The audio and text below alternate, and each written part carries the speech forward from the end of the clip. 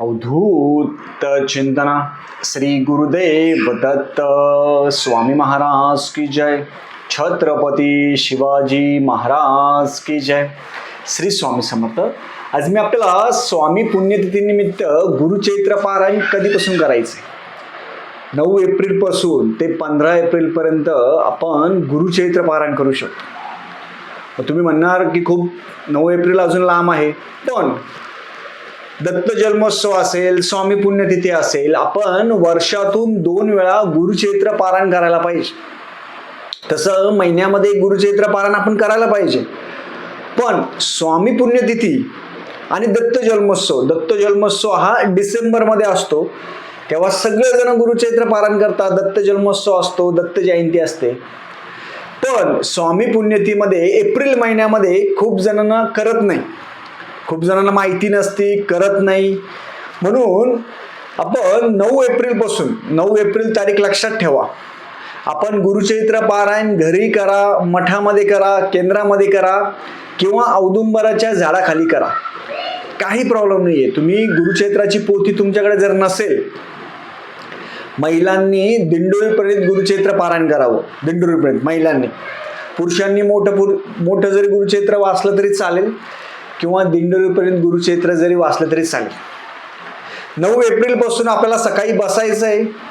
मग पारायण कसं करायचं, त्याची नियमावली काय आहे, याच्याबद्दल मी आज पूर्ण माहिती सांगणार आहे. चॅनलवर पहिल्यांदा आला असेल तर अवश्य सबस्क्राईब करा, म्हणजे येणारा नवीन व्हिडिओ श्री स्वामी समर्थ महाराजांची गुरुचैत्राची आणि नवनाथ पारायणाबद्दल माहिती भेटेल.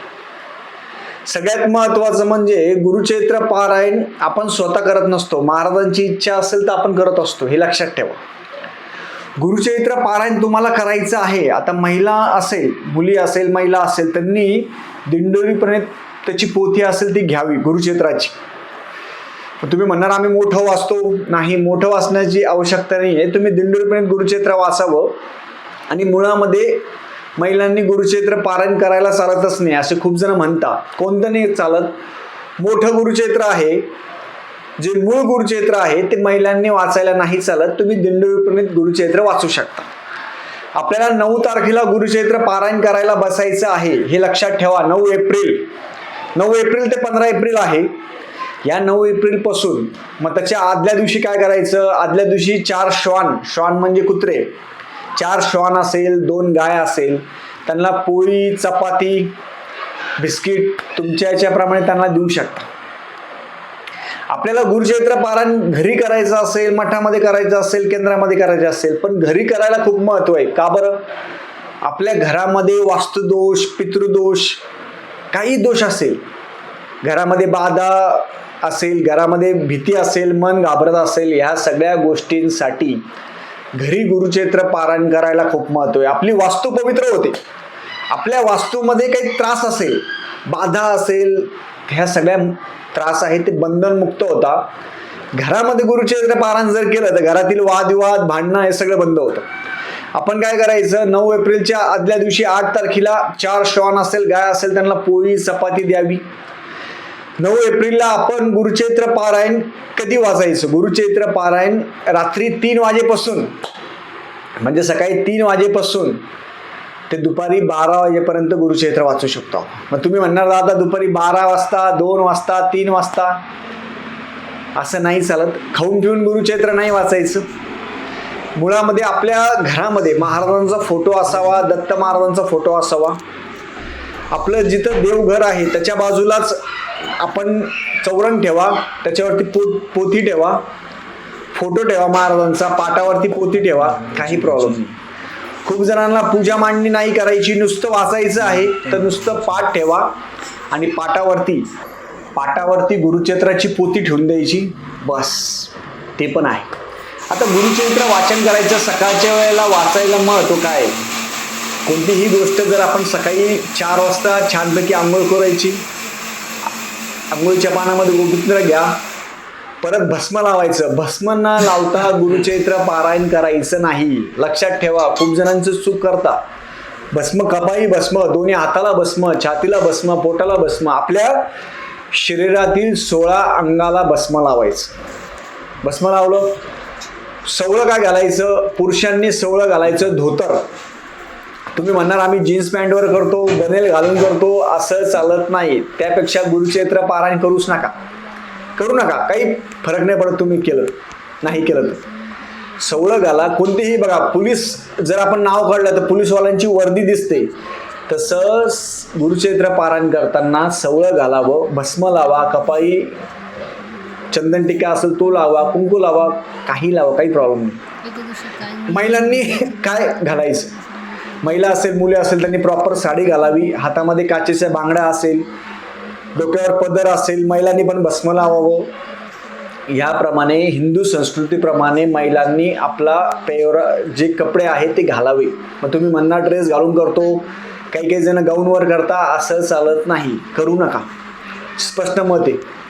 म्हणून महिलांनी साडी घालावी, मुली जरी असेल साडी घालावी, आणि मुलं जरी असेल त्यांनी सवळं घालावं, धोतर शिकून घ्यावं, धोतर घालावं, सवळं घालावं. बनेल घालून गुरुचरित्र वाचू नका. खूप जण जीन्स पॅन्ट घालून बसता, काही जण नाईट पॅन्टवर बसता, काही मुली असेल महिला असेल ते गाऊनवर बसता, तसं करू नका.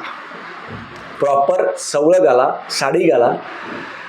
वाचन करताना कधी वाचायचं, तुम्ही सकाळी 3 वाजेपासून तर दुपारी 12 वाजेपर्यंत वाचू शकता. जेवण करून वाचायचं नाही. आपलं पोथी मांडणी झाली, आदल्या दिवशी गाई आणि आणला श्वानला पोळी असेल ते दिलं आपण. गुरुचरित्र वाचन करायच्या अगोदर तुपाचा दिवा, तेलाचा दिवा लावायचा.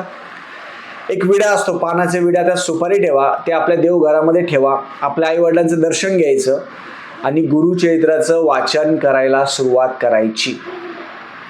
गुरुचरित्र वाचन करताना मोठ्याने गुरुचरित्र वाचायचं, मनातल्या मनात वाचायचं नाही. नुसते बोटं फिरवायचे नाही. खूप ठिकाणी बघतो मी, माईकवर चालू असतं, ते माईकवर त्यांचं बोलत असतं आणि काही जण नुसते बोटं फिरवत असतात. असं करू नका. स्वतः वाचा. देवाने आपल्याला वाचा दिलेली, बुद्धी दिलेली, त्याचा वापर करा.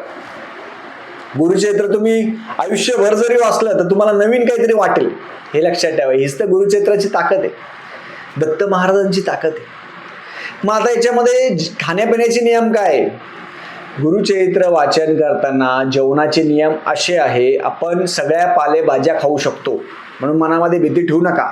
सगळ्या पालेभाज्या खाऊ शकता तुम्ही, सगळ्या पालेभाज्या खाऊ शकता. त्याच्यामध्ये खायचं काय नाही आहे, कांदा लसूण खायचं नाही, ब्रह्मचर्याचं पालन करावं.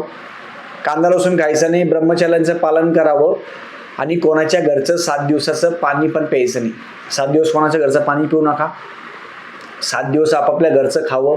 आपली आई असेल, बहीण असेल त्यांच्या हाताने जेवण करावं, आपली बायको असेल त्यांच्या हाताने जेवण करावं. कांदा लसूण मसाला पण वापरायचा नाही. पालेभाज्या सगळ्या खाऊ शकता, बटाटे खाऊ शकता, कांदा लसूण खायचं नाही. जे आपल्याला काम वासना जास्त जागृत करतात त्या वस्तू खायच्या नाही. ह्या 7 दिवसामध्ये ब्रह्मचर्याचं पालन करावं. गादीवर झोपायचं नाही. आपल्या ज्या गादी असेल ना त्याच्यावर झोपायचं नाही. खाली घोंगडी टाका, घोंगडीवर झोपू शकता, गादीवर झोपायचं नाही. ब्रह्मचर्याचं पालन करावं. ब्रह्मचर्याचं पालन म्हणजे काय, खूप जणांना माहीत नाही. सेक्शुअल गोष्टी करायच्या नाही, सेक्शुअल गोष्टी बघायच्या नाही, वाईट बघायचं नाही, काही गोष्टी करायचं नाही. आपलं मन नियंत्रणात राहिलं पाहिजे, नामस्मरण करण्यामध्ये राहिलं पाहिजे. दिवसभर गुरुचरित्र पारायण केलं, आपल्याकडून नकळत काही पाप होता, ते शमनासाठी, ते कमी होण्यासाठी आपण विष्णू सहस्रनाम रोज रात्री झोपायच्या अगोदर म्हणावं, रामरक्षा स्तोत्र म्हणावं, त्याचं पाणी प्यावं आणि झोपी जावं. 7 दिवस छानपैकी गुरुचरित्र वाचायचं. आपण जे वाचतोय ते आपल्याला समजायला पाहिजे, त्यासाठी मराठीमध्ये पण गुरुचरित्र वाचावं. संस्कृतमध्ये झाल्यावर 2 टाईम आरती करायची, 2 टाईम महाराजांना वरम भात भाजी पोळी असेल तो नैवेद्य दाखवावा, ते आपण खावं. उपवास करू नये. जे वयस्कर असेल त्यांनी खुर्चीवर बसून वाचलं चालतं. ज्यांना डायबिटीज गोळ्या या सगळ्या गोष्टी चालू असेल त्यांनी थोडा नाश्ता करून वाचलं तरी चालतं, काही प्रॉब्लेम. ज्यांना शुगर आहे, BP आहे, थोडं नाश्ता करून तुम्ही बिस्किट खाऊन नाश्ता करून पण वाचन करू शकता. गुरुचरित्र पारायण करायला खूप महत्त्व आहे. असं कोणीही गुरुचरित्र पारायण करू शकत नाही. आपण गुरुचरित्र पारायण करतोय, कोणाला काही सांगायचं नाही, आपण आपलं शांत करायचं, शांत राहावं. 2 टाईम आरती करायची. तुमच्या घरामध्ये कोणीही जरी आलं त्यांच्या अंगावर गोमूत्र टाकायचं. गोमूत्र टाकल्याशिवाय त्यांना घरामध्ये प्रवेश द्यायचा नाही. जेवढी जास्त पवित्रता तुम्ही राखणार तेवढं जास्त तुम्हाला त्याचा अनुभव येणार, हे लक्षात ठेवा. तुमच्या पवित्रता जेवढं राखणार तेवढा अनुभव येणार. 7 दिवसामध्ये वाईट बोलायचं नाही, वाईट करायचं नाही, वाईट ऐकायचं नाही, कोणाची निंदा करायची नाही, कोणाची नालस्ती करायची नाही, शांत राहायचं. पण या गुरुचैत्रामध्ये या 7 दिवसामध्ये तुमच्या मनामध्ये खूप प्रकारची एनर्जी येईल. कारण की याचं उद्यापन हे 7व्या दिवशीच करायचं आहे. 7व्या दिवशी 15 तारखेलाच करायचं आहे. उद्यापन करायला काय करायचं? वरण भात, भाजी पोळी, पुरण असेल पुरण थापू शकता, पुरण करू शकता. महाराजांना पुरणाची पोळी आवडते. उद्यापन कसं करायचं? साधं सोपं. ब्राह्मणाला शिदा, दक्षिणा, वस्त्र असेल ते द्यावं, संकल्प सोडावा आणि ते करून आपण उद्यापन आहे ते उद्यापन आपलं करू शकतो. उद्यापन झाल्यानंतर 16 तारखेला आपली जी पोथी असेल ती पोथी उचलून ठेवून द्यायची. आपलं जे पारायण आहे ते पूर्ण होतं. हे स्वामी पुण्यतिथी निमित्त गुरुचैत्र पारायण आहे. याच्यामध्ये जास्त तुम्ही स्वामी चैत्र पण वाचू शकता, गुरुचैत्र पण पारायण करू शकता. अशा पद्धतीने आपण 9 एप्रिलपासून ते 15 एप्रिलपर्यंत सगळ्यांनी गुरुचैत्र पारायण अवश्य करावं. खूप जणांना पोथी भेटत नाही, त्याच्यासाठी मी अगोदरच करतोय व्हिडिओ हा. या व्हिडिओमार्फत सगळ्यांनी लक्षात ठेवावं की 9 एप्रिलपासून ते 15 एप्रिलपर्यंत सगळ्यांनी आपल्या घरी, मठामध्ये, केंद्रामध्ये किंवा औदुंबराच्या झाडाखाली गुरुचैत्र पारायण अवश्य करावं. 15 तारखेला उद्यापन आहे. उद्यापन करायला आपल्याला ब्राह्मण भेटला तर ठीक, नाही भेटला तर तुम्ही दक्षिणा असेल, शिदा असेल, दक्षिणा असेल तुम्ही ऑनलाईन मला ट्रान्सफर करू शकता. आपण पाठवलेले जे असेल ते गाणगापूर असेल, मला सापडलेलं महादेव असेल, त्यासाठी आपण ते वापर करतो. संकल्प करून आपण दक्षिणा करू शकता. कारण की गुरुचैत्राच्या पोथीमध्ये वर्णन आहे. उद्यापनाच्या दिवशी ब्राह्मणाला शिदा, दक्षिणा, वस्त्र द्यावे किंवा तुमच्या घरी जर जेवायला ब्राह्मण आला तर त्यांना पण तुम्ही शिदा, दक्षिणा, वस्त्र देऊन त्यांचं गुरुचैत्र पारायण सगळ्यांनी करावं. ही सगळ्यांना कळकळीची आणि नम्र विनंती आहे. गुरुचैत्र पारायण केल्यानंतर एक प्रकारची आपल्याला ऊर्जा येते आणि आपल्या मनातील भीती दूर होते. खूप जण म्हणतात मग गुरुचैत्र पारायण करताना आम्हाला मन घाबरतं, भीती वाटते. तुम्ही जर प्रॉपर भस्म लावून गुरुचैत्र पारायण वाचन करताना काय करायचं? सगळ्यात पहिले महाराजांची एक माळ जप घ्यायची. गायत्री मंत्र 10 मिनिटं 15 मिनिटं गायत्री मंत्र घ्यायचा. आपला गुरुमंत्राचा जप करायचा आणि नंतर गणपती स्तोत्र, गणपती अथर्वशीर्ष म्हणायचं आणि नंतर गुरुचैत्र आहे ते वाचनाला सुरुवात करायची. गुरुचैत्र वाचन करताना मोठ्याने वाचायचं. श्री गणेशाय नमः मोठ्याने वाचायचं. मोठ्याने वाचल्यानं काय होतं? आता उन्हाळा आहे पण तुम्ही पाण्याची बॉटल आहे ते भरून ठेवू शकता, तांब्यामध्ये पाणी भरून ठेवू शकता, मध्ये मध्ये पाणी पिऊ शकता. पाणी प्यायचं, एक अध्यायाला पाणी प्या किंवा खडी साखर आपल्या तोंडामध्ये आपण ठेवू शकतो. मोठ्याने गुरुचैत्र वाचल्याचे फायदे काय आहे की आपल्या कानाला ऐकू येईल अशा शब्दात गुरुचैत्र वाचायला पाहिजे. आपल्या कानाला ऐकू यायला पाहिजे. आपल्या घरामध्ये कोणी असेल, वयस्कर असेल, कोणी असेल, लहान असेल, मोठा असेल. आता मुलांना सुट्ट्या आहे, मग तुम्ही सगळ्या मुलांनी काय करायचं? सगळ्यांना बसवायचं, सगळ्यांनी सामूहिक करायचं. एक जणांनी गुरुचैत्र वाचायचं, बाकीच्यांनी ऐकायचं आणि त्यांना विचारायचं की आजच्या अध्यायामध्ये काय झालं. कारण की गुरुचैत्रामध्ये आपल्याला वाचन करताना ते एक प्रकारची ऊर्जा असते आणि तो मंत्र सिद्ध आहे. गुरुचैत्र हा 5वा वेद आहे आणि गुरुचैत्राच्या प्रत्येक शब्दामध्ये एक प्रकारची ताकद आहे. प्रत्येक शब्दामध्ये ताकद आहे. या गुरुचैत्र वाचन करताना आपल्याला एवढी ताकद आहे, खूप मोठी ताकद आहे. म्हणून आपली वाचा आहे ना ती सिद्ध होत असते. म्हणून मोठ्याने गुरुचैत्र वाचायला महत्व आहे. आता आमचे आजोबा असेल, वडील असेल, ते सकाळी 4 वाजता उठून गुरुचैत्र वाचायचे. पण मोठ्याने प्रत्येक शब्द, एकन एक शब्द मोठ्याने वाचायचे. ते मनातल्या मनात नाही, कधीही मनातल्या मनात गुरुचैत्र वाचू नका. मोठ्याने गुरुचैत्र वाचायचं. प्रत्येक शब्द फोड करायचा. नाही आपल्याला शब्द उच्चार करता नाही आला तर शब्द आहे तो थोडा फोड करून प्रत्येक गुरुचैत्र आहे ते प्रत्येक अध्याय आपण वाचावे. वाचन करताना गडबड करायची नाही. आपल्याला कुत्र काही लागले नाही, आपण काही नाही, आपण आपलं शांत करायचं. कोणतीही सेवा जर शांत, व्यवस्थित आणि नियमाने जर केली तर आपल्या केसालाही धक्का लागत नाही. म्हणून प्रत्येकाने 9 एप्रिलपासून ते 15 एप्रिल पर्यंत प्रत्येकाने गुरुचैत्र पारायण करावं. गुरुचैत्र पारायणाची पोथी नसेल तर अवश्य आणावी. मनामध्ये किंतु परंतु ठेवू नका. गुरुचैत्र पारायण सगळेजण करू शकता. ना जात पात, धर्म, पंथ, लिंग असं काहीच नाही. सगळेजण गुरुचरित्र पारायण करू शकता. आपल्या मनातील पहिले भीती दूर करा.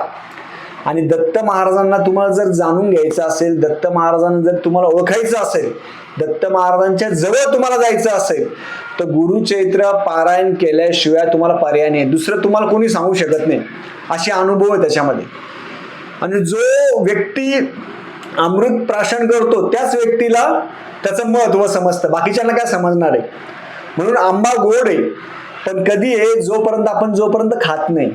तसंच गुरुचरित्र तुम्ही जोपर्यंत वाचन करत नाही तोपर्यंत तुम्हाला गुरुचरित्राबद्दल काहीही समजत नाही. आणि किती वेळा जरी गुरुचरित्र आपण वाचलं ते गुरुचरित्र कधीही संपत नाही, आयुष्यभर नाही संपत. आता माझे कितीही पारायण झाले असेल तरी पण प्रत्येक वेळी नवीन गुरुचरित्र वाचल्यासारखं मला असं वाटतं, होतं ते. प्रत्येक वेळा नवीन गुरुचरित्र वाचल्यासारखं वाटतं आणि तसंच होतं. आणि दत्त महाराजांची इच्छा आहे तर प्रत्येकाने 9 एप्रिलपासून ते 15 एप्रिलपर्यंत प्रत्येकाने गुरुचरित्र वाचन करावं. गुरुचरित्र वाचन करताना धूप असेल, दीप असेल तो लावावा. 2 टाइम आरती करायची छानपैकी. दत्त महाराजांची आरती असेल, गणपती बाप्पाची आरती असेल, श्री स्वामी समर्थ महाराजांची आरती असेल, छानपैकी आरती करून घरामध्ये वादविवाद भांडणं असं काहीच नाही करायचं. छानपैकी आरती करून दत्त महाराज प्रत्यक्ष गुरुचरित्र ऐकण्यासाठी येत असतात. त्यांच्यासाठी एक आसन काढून ठेवायचं, आसन ठेवायचं. आसनाला एक छानपैकी रांगोळी काढायची आणि रांगोळी काढून दत्त महाराजांना विनंती करायची की दत्त महाराजा, आम्ही गुरुचरित्र पारायण करतोय, तुम्ही ऐकायला यावं. आणि श्री स्वामी समर्थ महाराजांची पुण्यतिथी आहे, त्यानिमित्त आम्ही गुरुचरित्र पारायण करतोय. संकल्प करायचा, हातामध्ये पाणी घ्या, तुमचं नाव घ्या, गोत्र घ्या, हातामध्ये पाणी घेऊन संकल्प करायचा आणि म्हणायचं की आम्ही 9 एप्रिलपासून ते 15 एप्रिलपर्यंत गुरुचरित्र पारायण करतोय. ते निर्विघ्नपणे कोणतीही अडचण न येता आमच्याकडून गुरुचरित्र पारायण तुम्ही करून घ्या, असं संकल्प करून पाणी खाली सोडून द्यायचं आणि गुरुचरित्र पारायण करायला बसायचं. 12 ते 12:30 दत्त महाराजांची भिक्षा मागण्याची वेळ आहे. त्या वेळेमध्ये गुरुचरित्र पारायण कोणी वाचू नका. आणि सकाळीच गुरुचरित्र पारायण वाचा, फ्रेशमध्ये असतं. सकाळी 3 वाजता उठायचं, आंघोळ करायची, स्नान करायचं, 4 वाजता गुरुचरित्र पारायण करायला बसायचं. 6 वाजेपर्यंत गुरुचरित्र पारायण पूर्ण होतं. नंतर आपला प्रपंच आपण करू शकतो. प्रपंच करून परमार्थ करायचा, ही गोष्ट लक्षात ठेवा कधीही. म्हणून सकाळच्या वेळेस जर वाचन झालं तर तुम्ही दिवसभर ऍक्टिव्ह असता. दिवसभर तुम्ही नंतर स्वामीचरित्र वाचू शकता, नंतर नामस्मरण करू शकता, तुमच्या ज्या दिवसभराच्या ज्या गोष्टी ते करू शकता. जॉब असेल, बिझनेस असेल ते बंद करून गुरुचरित्र वाचायचं नाही. लक्षात ठेवा, आपण ड्युटी असेल ड्युटी पण करावी, बिझनेस असेल ते करावं, प्रपंच करून परमार्थ करायचा. मी पण ड्युटी असेल, या सगळ्या गोष्टी करून आपण सेवा करायची आणि महाराज आपल्याकडून करून घेतात. म्हणून सगळ्यांनी लक्षात ठेवा, ही सुवर्ण संधी कोणीही गमवू नका. कितीही जरी काही त्रास झाला, किती जरी संकट आले तरी पण गुरुचरित्र पारायण कोणीही सोडायचं नाही. झालेली सेवा मी महाराजांच्या रुजू करतो. श्री स्वामी समर्थ.